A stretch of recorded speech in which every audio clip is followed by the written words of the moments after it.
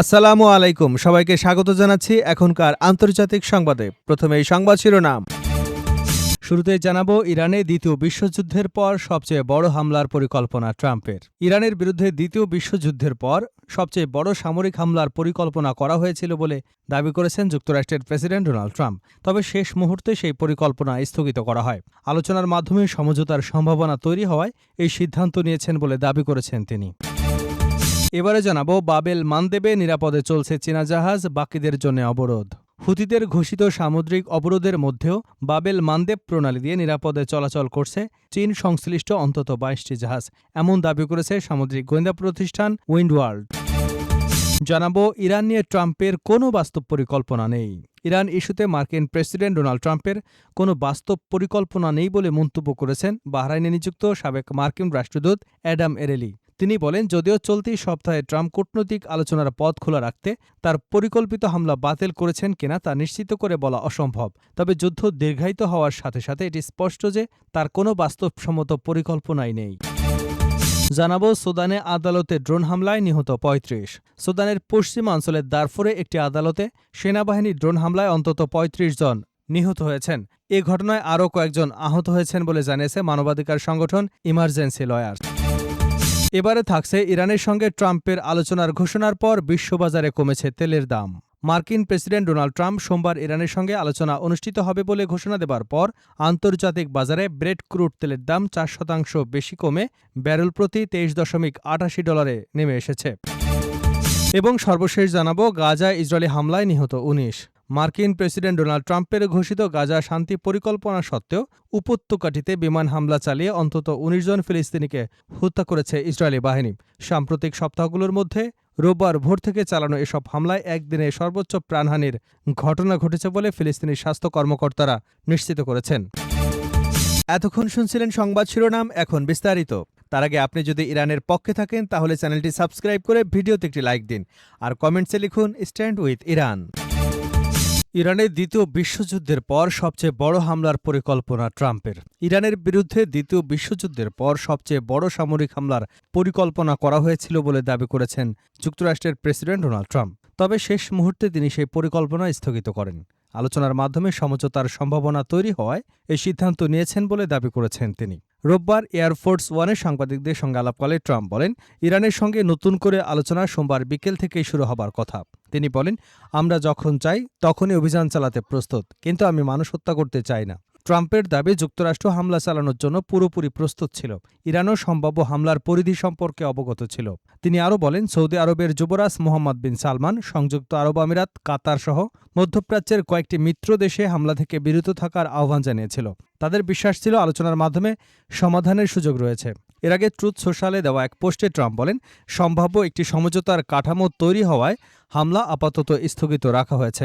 তবে সোমবার আলোচনায় কারা অংশ নেবেন বা কোথায় অনুষ্ঠিত হবে সে বিষয়ে এখনও কোনো তথ্য দেননি ট্রাম্প। তিনি দাবি করেছেন, হরমুজ প্রণালী ও ইরানি পারমাণবিক কর্মসূচি, দুই ইস্যুতে সমঝোতার সম্ভাবনা রয়েছে।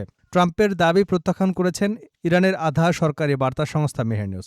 সংস্থাটি জানিয়েছে, যুক্তরাষ্ট্রকে সামরিক অভিযান স্থগিত করবার কোনো অনুরোধ জানায়নি তেহরান। ট্রাম্পের বক্তব্যকে তারা নতুন একটি মিথ্যা বলে অভিহিত করেছে। অন্যদিকে ইরানের পররাষ্ট্রমন্ত্রী আব্বাস আরাকসি বলেছেন, হরমুজ প্রণালী নিয়ে ওমানের মধ্যস্থতায় চলা আলোচনা চূড়ান্ত পর্যায়ে রয়েছে। বাবাল মানদেবে নিরাপদে চলছে চীনা জাহাজ, বাকিদের অবরোধ। হুতিদের ঘোষিত সামুদ্রিক অবরোধের মধ্যে বাবাল মানদেব প্রণালী দিয়ে নিরাপদে চলাচল করছে চীন সংশ্লিষ্ট অন্তত ২২টি জাহাজ, এমন দাবি করেছে সামুদ্রিক গোয়েন্দা প্রতিষ্ঠান উইন্ডওয়ার্ল্ড। প্রতিষ্ঠানটির তথ্য অনুযায়ী গত ২০ জুলাই থেকে ২রা আগস্ট পর্যন্ত বাবেল মানদেব প্রণালী পাড়ি দিয়ে এসব জাহাজ সৌদি আরবের বিভিন্ন বন্দরে পৌঁছেছে। এ সময় একটি জাহাজেও কোনো হামলার ঘটনা ঘটেনি, অথচ একই সময় হুতিরা 4টি সৌদি তেলবাহী ট্যাঙ্কারে হামলা চালিয়েছে।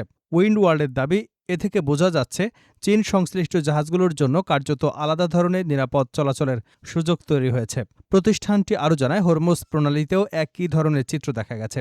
তাদের তথ্য অনুযায়ী হংকংয়ের পতাকাবাহী একটি প্রায় ৩৩৩ মিটার দীর্ঘ অতি বৃহৎ তেলবাহী জাহাজ ৩০ থেকে ৩১ জুলাই হরমুজ প্রণালী অতিক্রম করে। জাহাজটি পুরো সময় তার স্বয়ংক্রিয় শনাক্তকরণ ব্যবস্থা চালু রেখেছিল এবং গন্তব্যের তথ্য হিসেবে চাইনিজ ক্রু-ওয়ানার সম্প্রচার করেছিল।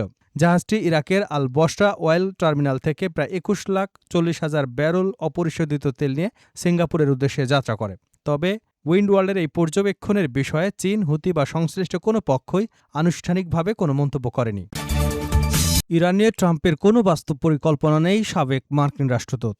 ইরান ইস্যুতে মার্কিন প্রেসিডেন্ট ডোনাল্ড ট্রাম্পের কোনো বাস্তব পরিকল্পনা নেই বলে মন্তব্য করেছেন বাহরাইনে নিযুক্ত সাবেক মার্কিন রাষ্ট্রদূত অ্যাডাম এরলি। তিনি বলেন, যদিও চলতি সপ্তাহে ট্রাম্প কূটনৈতিক আলোচনার পথ খোলা রাখতে তার পরিকল্পিত হামলা বাতিল করেছেন কিনা তা নিশ্চিত করে বলা অসম্ভব। তবে যুদ্ধ দীর্ঘায়িত হওয়ার সাথে সাথে এটি স্পষ্ট যে তার কোনো বাস্তবসম্মত পরিকল্পনা নেই। আল জাজিরাকে দেওয়া এক সাক্ষাৎকারে এরেলি বলেন, ট্রাম্প প্রশাসন নিজেদের তৈরি করা অন্ধগলি বা গোলকধাঁধা থেকে সবচেয়ে দ্রুত এবং কম খরচে বেরিয়ে আসার উপায় খুঁজছেন। পুরো যুদ্ধ জুড়ে ট্রাম্পের আচরণে একটি নির্দিষ্ট ধরনের পুনরাবৃত্তি বা ধাঁচ লক্ষ্য করা গেছে বলে সাবেক এই রাষ্ট্রদূত উল্লেখ করেন। প্রথমত, ট্রাম্প নিজেকে বোঝান যে যুক্তরাষ্ট্র যদি ইরানের উপর আক্রমণ ভারী হামলা চালিয়ে যায় তবে এটি ইসলামী প্রজাতন্ত্রটিকে একটি চুক্তিতে আসতে বাধ্য করবে। এরপর কয়েকটি উপসাগরীয় দেশের নেতারা তাকে ফোন করে এই হামলা না চালাতে অনুরোধ করেন, কারণ ইরানের পাল্টা জবাবের শিকার হতে হবে তাদেরই, বলেন এরলি। তখন ট্রাম্প এক ধাপ পিছিয়ে এসে বলেন যে যুক্তরাষ্ট্র কূটনীতিকে আরও একটি সুযোগ দেবে, তবে ইরান চুক্তি প্রত্যাখ্যান করলে হামলা চালানোর জন্য প্রস্তুত থাকার হুঁশিয়ারও বহাল রাখেন। এরলি বলেন, এর ফলে পরিস্থিতি একই জায়গায় থেকে যাচ্ছে। ইরান হরমুজ প্রণালী নিয়ন্ত্রণ ধরে রাখছে। ট্রাম্প বলছেন চুক্তি হয়েছে, পরে সেই চুক্তি ভেঙে যাচ্ছে এবং পুরো প্রক্রিয়া আবারও শুরু হচ্ছে। সুদানে আদালতে ড্রোন হামলায় নিহত ৩৫। সুদানের পশ্চিমাঞ্চলে দারফুরে একটি আদালতে সেনাবাহিনীর ড্রোন হামলায় অন্তত ৩৫ জন নিহত হয়েছেন।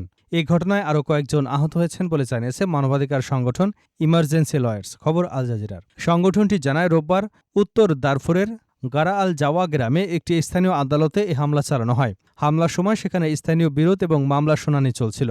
ওই স্থানে সাধারণ মানুষ, স্থানীয় নেতা এবং কমিউনিটি সদস্যরা উপস্থিত ছিলেন। প্রত্যক্ষদর্শীদের বরাতে জানা গেছে, হামলায় ৪ জন উপজাতীয় নেতা, ২ জন র্যাপিড সাপোর্ট ফোর্সেস কমান্ডার নিহত হয়েছেন। হামলায় আদালত ভবনটিও ক্ষতিগ্রস্ত হয়েছে। পুরো আল জাওয়া গ্রামটি বর্তমানে সুদানের আধা সামরিক বাহিনী RSF এর নিয়ন্ত্রণে রয়েছে। তবে হামলার বিষয়ে সুদানের সেনাবাহিনীর পক্ষ থেকে তাৎক্ষণিক কোনো মন্তব্য পাওয়া যায়নি। ২০২৩ সালের এপ্রিল থেকে সুদানের সেনাবাহিনী এবং RSF এর মধ্যে ভয়াবহ সংঘর্ষ চলছে। সেনাপ্রধান আবদেলে ফাতা আল বুরহান এবং RSF প্রধান মোহাম্মদ হামদান দাগালো সমর্থকদের মধ্যে এই যুদ্ধে এ পর্যন্ত কয়েক হাজার মানুষ নিহত হয়েছেন, লাখো লাখো মানুষ বাস্তুচ্যুত হয়েছেন। দীর্ঘদিন ধরে সংঘাতপ্রবণ এলাকা হিসেবে পরিচিত দারফুর অঞ্চল গত বছর RFL এর ফাঁসের শহর দখলের পর অঞ্চলটিতে বড় ধরনের অংশে নিজেদের নিয়ন্ত্রণ প্রতিষ্ঠা করে। জাতিসংঘের তদন্তকারীরা জানিয়েছেন, এল ফাশেরে সংগঠিত সহিংসতায় গণহত্যার বৈশিষ্ট্য দেখা গেছে। সুদানের চলমান যুদ্ধ উভয় পক্ষই ড্রোন ব্যবহার বাড়িয়েছে। জাতিসংঘের তথ্য অনুযায়ী চলতি বছরের প্রথম ৫ মাসে ড্রোন হামলায় ১,০০০-এরও বেশি বেসামরিক মানুষ নিহত হয়েছেন। জাতিসংঘের সুদান এই সংঘাতকে বিশ্বের অন্যতম বড় মানবিক সংকট হিসেবে বর্ণনা করেছেন।